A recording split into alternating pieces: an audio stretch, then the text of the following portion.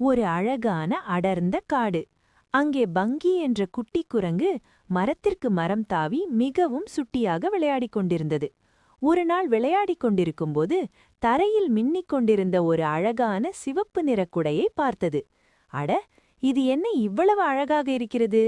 காட்டில் யாரும் இல்லையே, இது இனி எனக்குத்தான் என்று மகிழ்ச்சியோடு குடையை கையில் எடுத்தது பங்கி.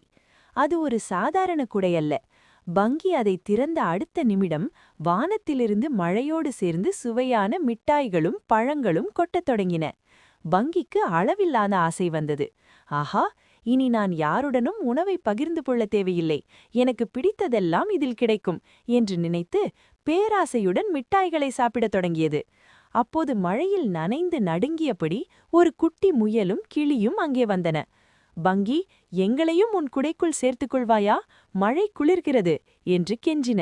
ஆனால் கர்வத்தில் இருந்த பங்கி, முடியாது, இது என் குடை, நீங்கள் வந்தால் என் மிட்டாய்கள் குறைந்துவிடும், தள்ளிப்போங்கள் என்று விரட்டியது. அடுத்த கணமே ஒரு அதிசயம் நடந்தது. பங்கி அப்படிச் சொன்னவுடன் அந்த மாயக்குடை சட்டென சுருங்கிப் போனது. மிட்டாய்கள் வருவது நின்றுவிட்டது. இப்போது பங்கியும் மழையில் நனைந்து நடுங்கியது. அப்போதுதான் பங்கிக்கு தன் தவறு புரிந்தது. ஐயோ பாவம், நண்பர்களை தவிக்கவிட்டு நான் மட்டும் சுகமாக இருக்க நினைத்தது தவறு என வருந்தியது. உடனே முயலையும் கிழியையும் அழைத்து மன்னிப்பு கேட்டது. பங்கி நண்பர்களை அரவணைத்த அடுத்த நொடி குடை மீண்டும் விரிந்து ஒரு வண்ணமயமான வானவில்லை போல ஒளி வீசியது. நண்பர்கள் அனைவரும் இப்போது மகிழ்ச்சியாக விளையாடினார்கள். ஆம் குழந்தைகளே, நம்மிடம் இருப்பதை பிறருக்கு கொடுத்து பகிர்ந்து வாழ்வதில்தான் உண்மையான மகிழ்ச்சி இருக்கிறது.